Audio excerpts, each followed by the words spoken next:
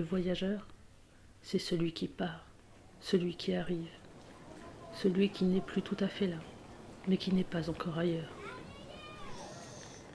Tant de vie, tant de rêves, tant d'espoirs, qui se côtoient et s'ignorent, qui se croisent sans se voir. Qui sont ces inconnus qui chaque jour traversent mon hall, arpentent mes quais, montent dans mes trains.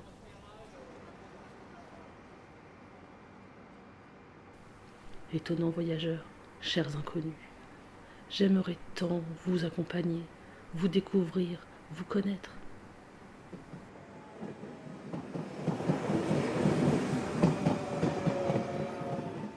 Je veux voyager avec vous, partager vos joies, vos passions, vos tristesses, vos surprises.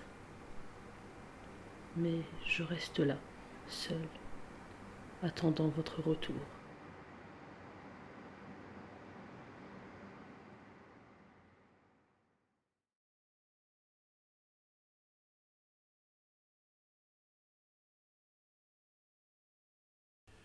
Je m'appelle Jocelyn Vorcel. J'ai 54 ans. J'ai été chef de gare pendant 32 ans. Il y a 2 ans, la ligne est fermée. J'ai été licencié. Tout a basculé. À la maison surtout. L'ennui, le regard des autres, de sa famille, de ses copains. L'oisiveté, quoi.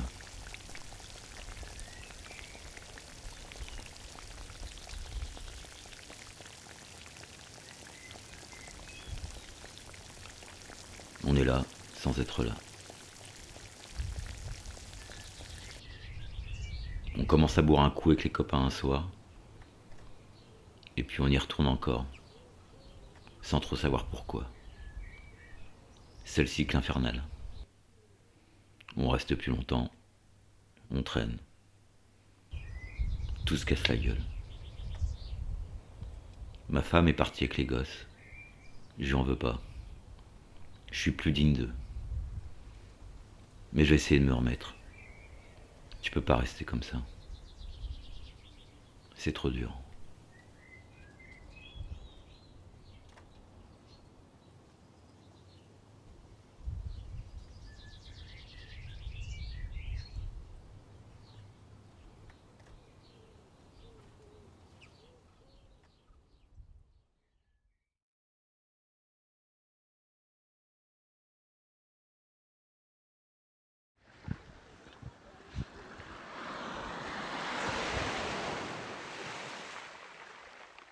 Je vous présente mon petit cahier.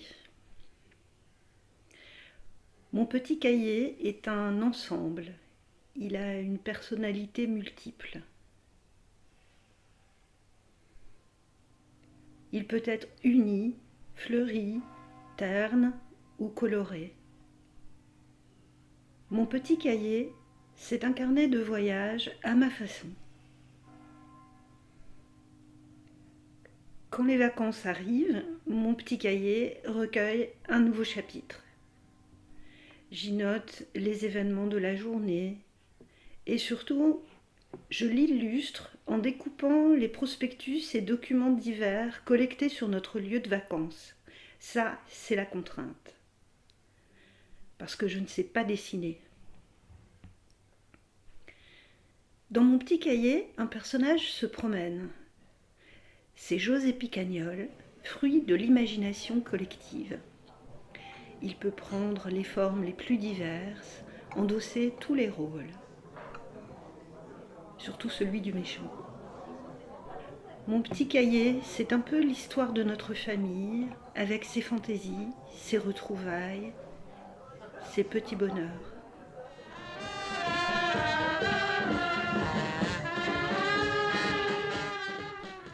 À bientôt, Picagnol!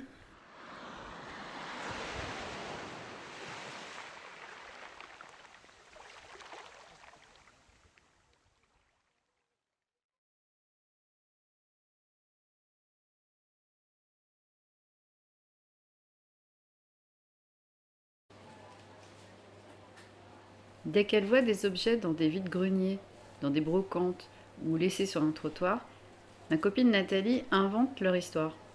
Sans effort. Ça lui vient. Moi non. Tous ces objets me font penser à ma mémé Soso. Même ceux qui n'ont pas de lien avec elle réveillent des souvenirs.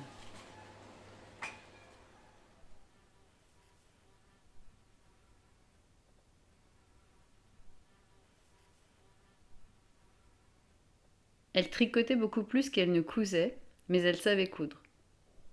Pendant qu'elle tricotait, je montais sur le canapé derrière elle et je la coiffais avec des bigoudis. Elle se laissait faire et on papotait, papotait, papotait.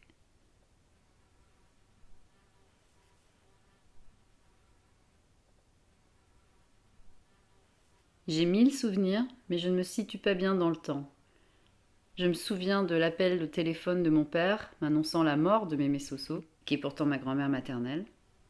Je me souviens de la porte bleue à côté de laquelle je me tenais, mais je ne suis pas capable de dire la date de sa mort. Je la retrouve plus ou moins précisément si je raisonne, à partir de son âge, de son année de naissance. Mais je dois calculer, retrouver. Je ne connais pas cette date. J'ai assez peu de photos d'elle et aucun film. Et je ne sais pas si je le regrette.